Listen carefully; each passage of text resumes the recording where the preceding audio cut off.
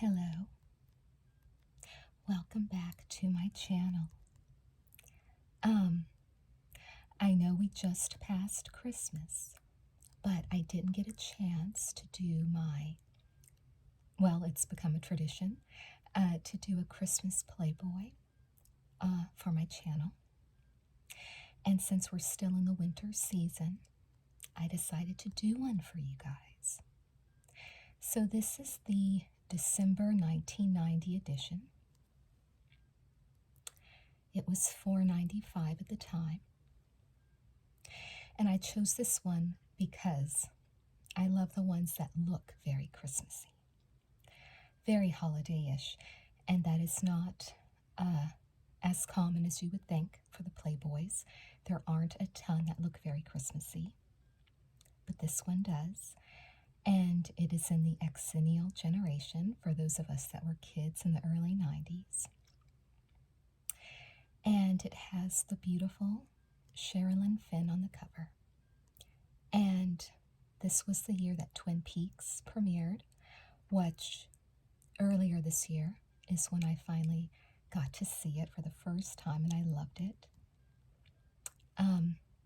So I hope this would be interesting to you guys. As usual, I will just be skimming through the parts that look very Christmassy or that look interesting that I want to talk about. We will not go over the entire magazine because these magazines are very long. But I wanted to share this very Christmassy one with you. As you can see, she has a very green, lovely dress and some red earrings. So yeah, let's just dive into it. I just wanted to stop on this Jim Beam ad because it is showing several classic holiday albums. And I believe that they stopped producing LPs in, I want to say 92. It was either 92 or 93, so they still had record albums in 1990.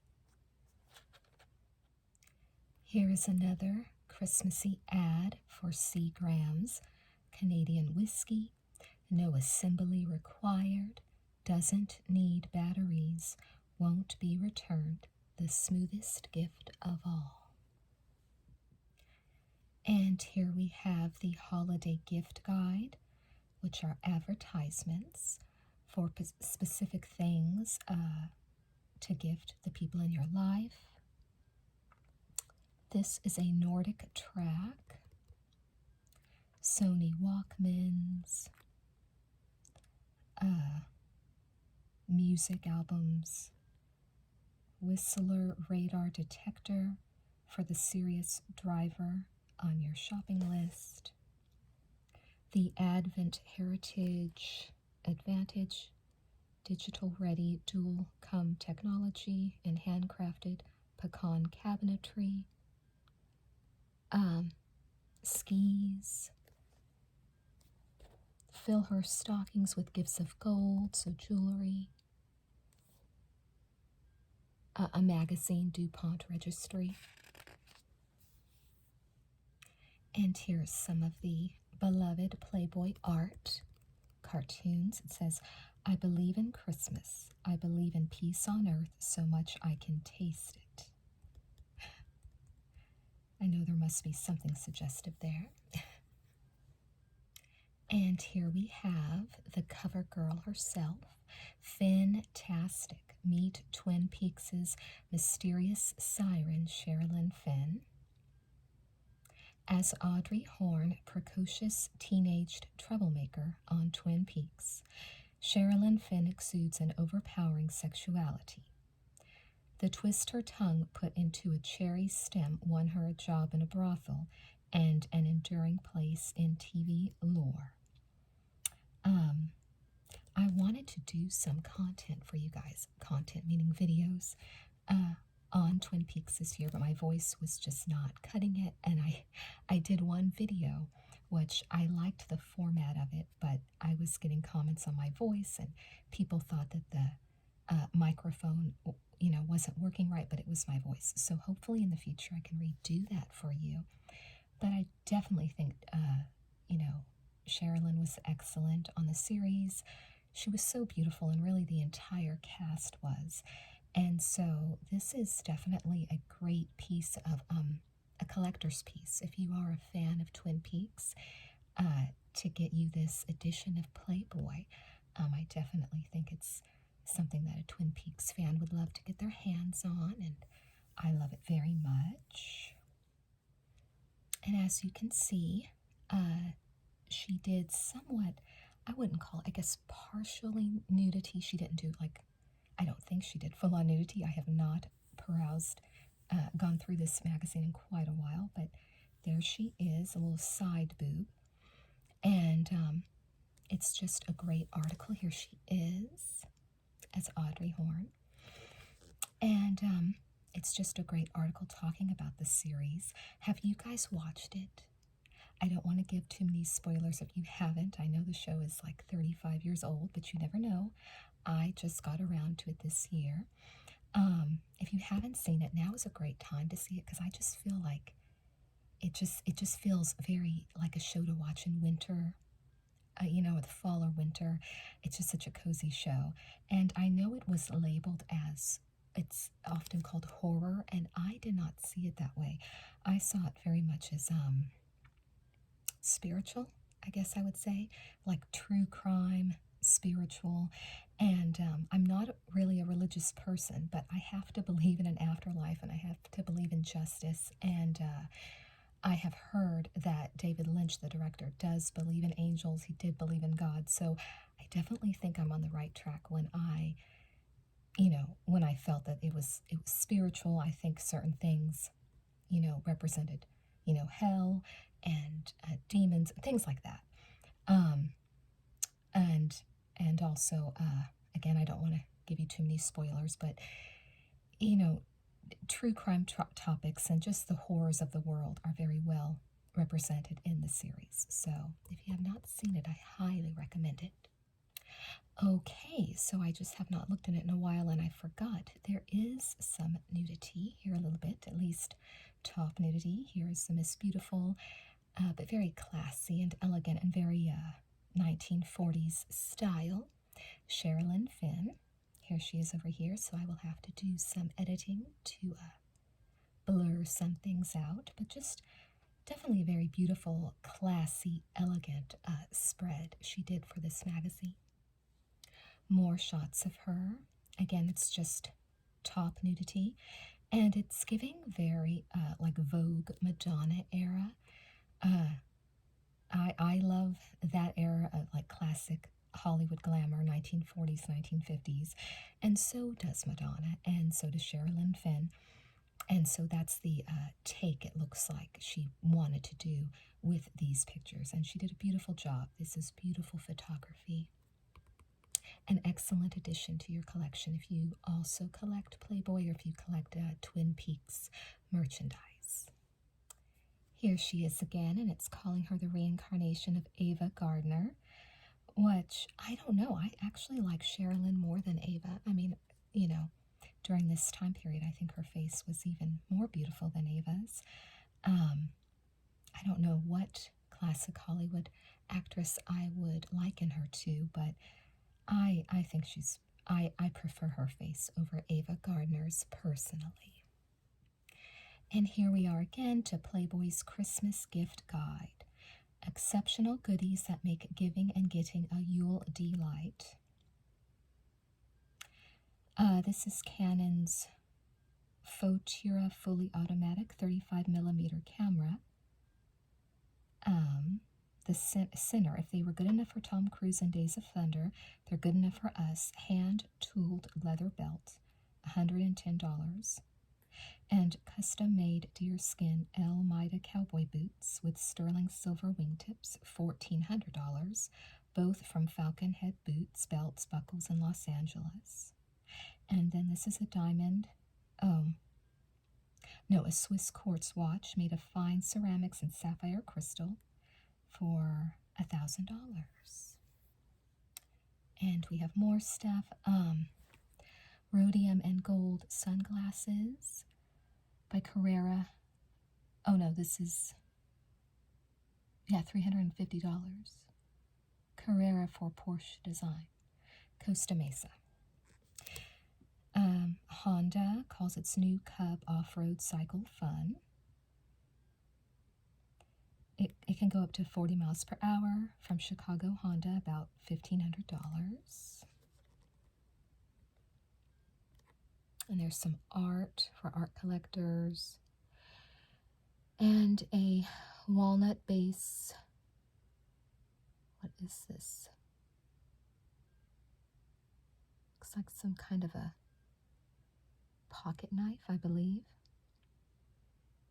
Oh, it's a Damascus steel knife with mother of pearl handle for $1,400.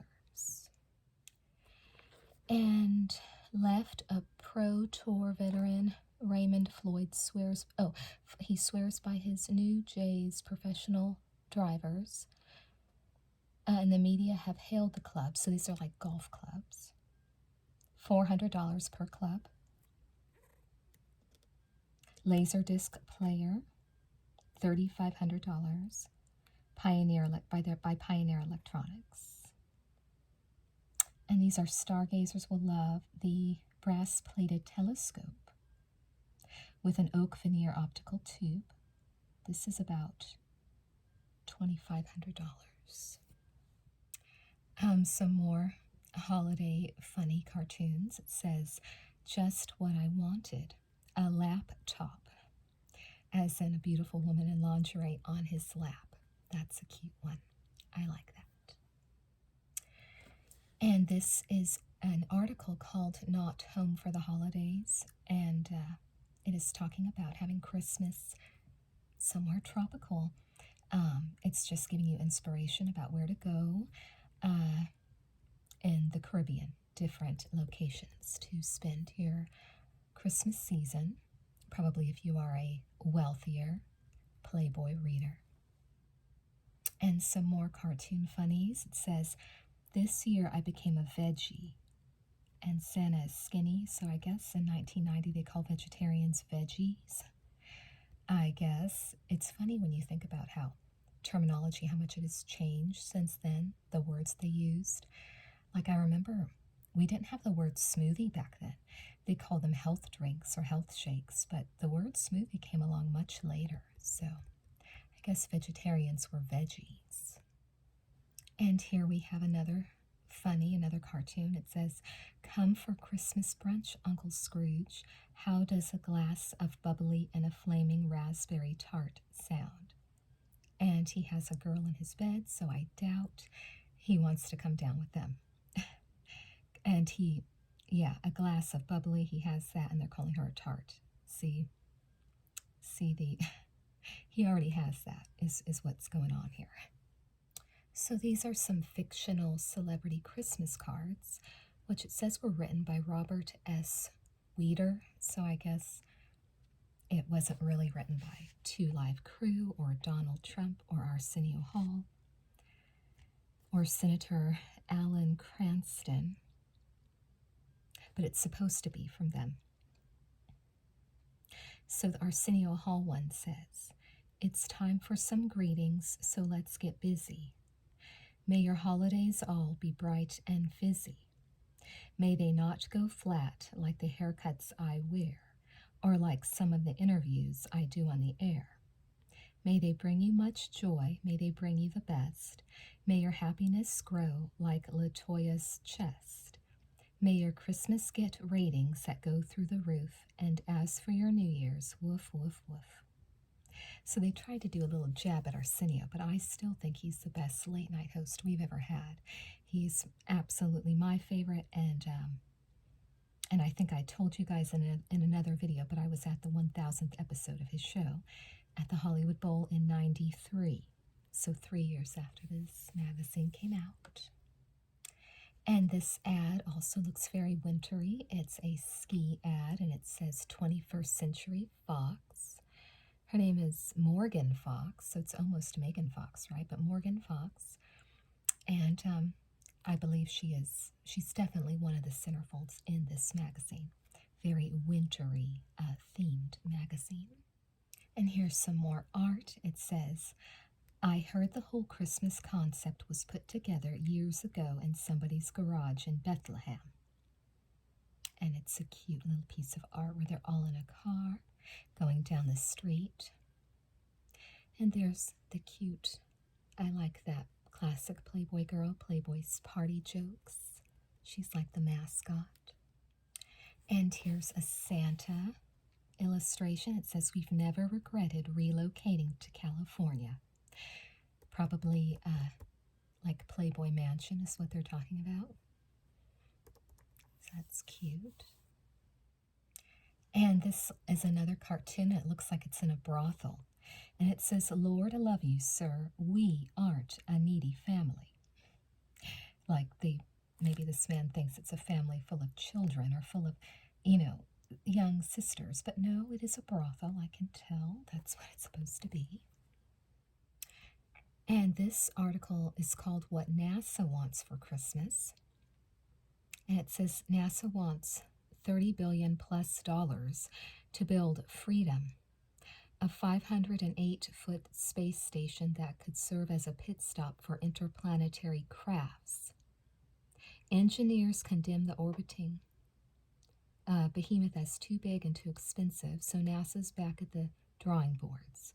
Do you know if they ever made Freedom? Any NASA fans out there? That was what they were wanting to do back in 1990. And even though it's probably a waste of money and time, I'm sure it probably ended up getting built. And some more ads for high-tech ski wear that won't leave you out in the cold. I remember, growing up as a kid, that, skiing felt like rich people activities. I mean, I feel like more people do it nowadays, but it seemed so, bougie and so, white people. Does anybody remember thinking that about skiing at the time? And, but now it's much more, I think, mainstream than it was at the time. It was more niche for a certain type of person back then. But it's definitely it reminds me of this era very much. Any skiers out there? Drop a comment down below. Some more very risque art, and it says, "It's funny, but when I was a little girl, I thought you were a really old man." And it shows a very young Santa depicted there. Now this page I love because it says "Sex Stars of 1990," and it shows the legendary Warren Beatty and Madonna. It's talking about Breathless, but this was from the Vogue video, and I still have a beautiful framed poster from the Vogue video, and it has come with me wherever I have lived since I was 9 years old in 1990. My mother purchased it for me from Hollywood Boulevard when she had a night out with some friends, and I couldn't go because they went to the comedy club and all the places that a kid couldn't go.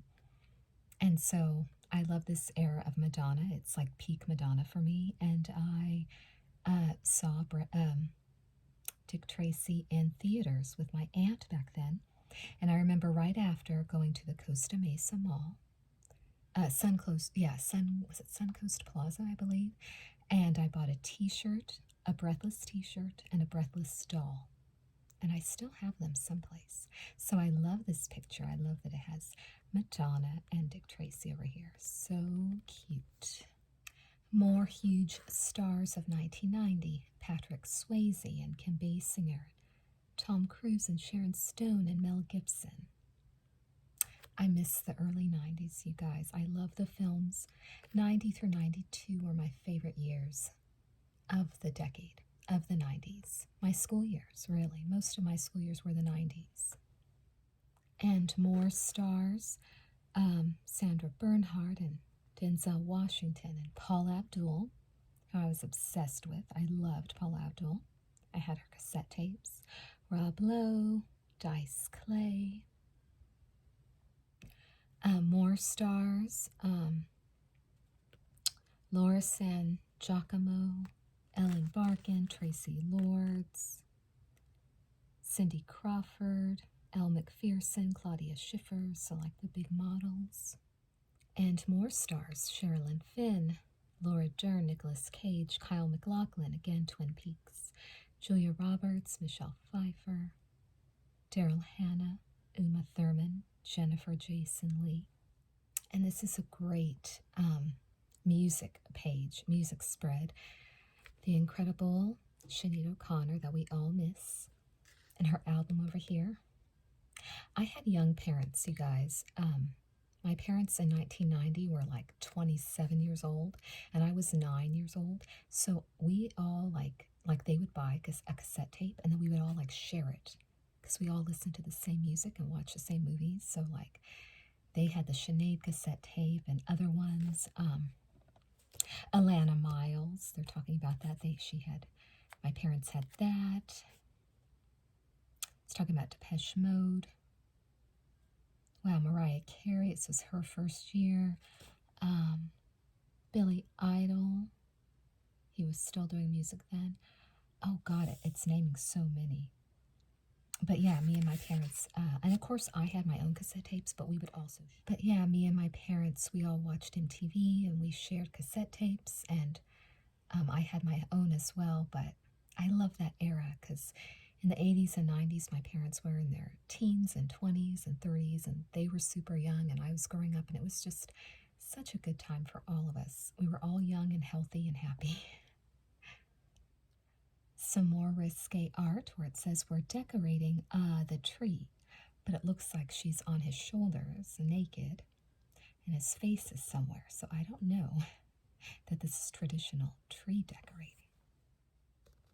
A ad for Windsor Canadian liquor with 3 snowmen, 3 cute snowmen. A big ad for Smirnoff with a twist, another very Christmassy alcohol ad. And this is the ad for the 1991 video Playmate calendar. Do you guys still buy calendars every year? Because I still do.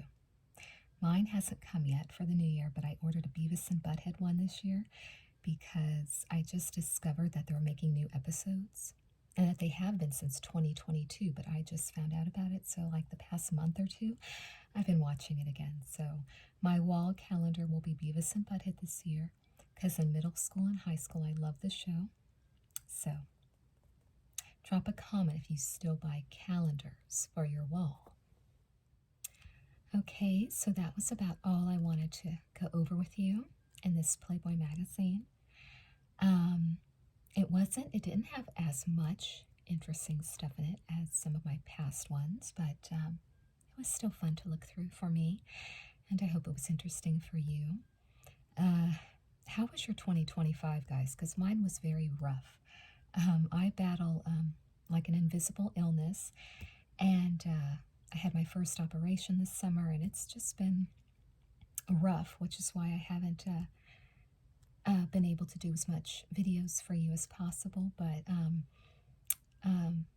I always do what I can, so just know that I have not given up on this channel, and if I'm not doing videos regularly, it's just because I can't, but I hope that things look up for us in the new year, right? One can hope. So thank you so much for watching, and good night.